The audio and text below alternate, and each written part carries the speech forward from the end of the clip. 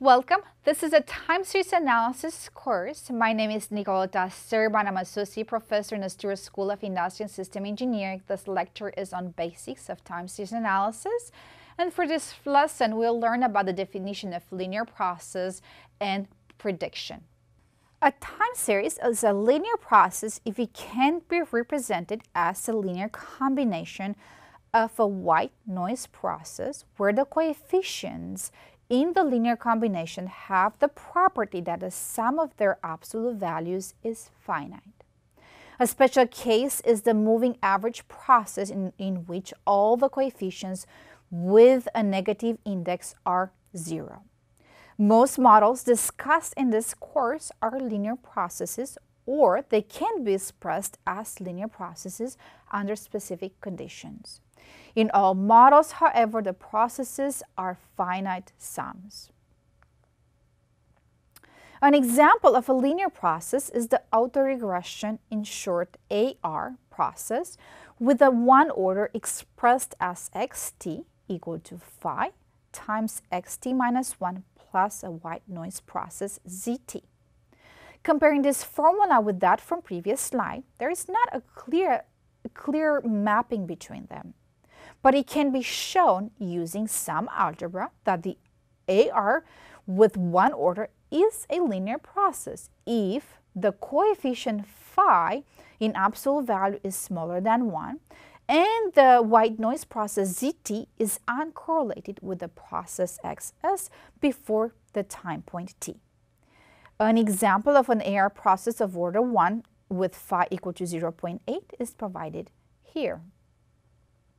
For linear processes, as provided in this course, and more generally for stationary processes, we'll particularly focus on one type of prediction, linear predictors, which are linear combinations of past data.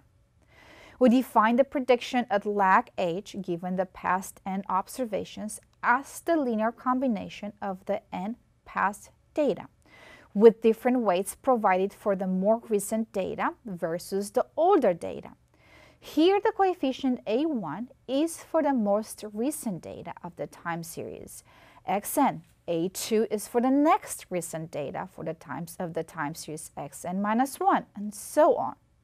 In order to get the coefficients A1, A2 to An, we minimize the mean squared error with respect to these coefficients, which will define the best linear predictor. In prediction of stationarity processes, our goal is to obtain best linear predictors. This slide provides the notation that will be used in the prediction based on models introduced in this course. Again, we begin with a stationary process with mean mu. The best linear predictor is expressed in terms of the linear combination of the past data centered around the mean mu, if mu is not 0. This formulation is equivalent with the one provided on the previous slide, except that we now express the constant A0 in the previous slide in terms of mu. Here, I define alpha n as the vector of coefficients in the linear combination of the past data, in the linear combination for the prediction. The coefficients in alpha n are directly related to the autocovariance function of the time series through this equation. In this equation, gamma n is a matrix where the ij elements in this matrix are the autocovariance functions at I minus j. Gamma n times the vector of coefficients is equal to the vector gamma n at h. The prediction error, which is a measure of accuracy of the prediction, can be further obtained once we have the coefficients in the alpha n vector. Let's consider the very simple one-step prediction, that is, predict xn plus 1 from the past data of the time series x1 to xn. If the matrix gamma n is non-singular, then we can obtain the coefficients in the alpha n vector by multiplying both sides with the inverse of gamma n. Once we obtain alpha n, we can get the prediction and the prediction error.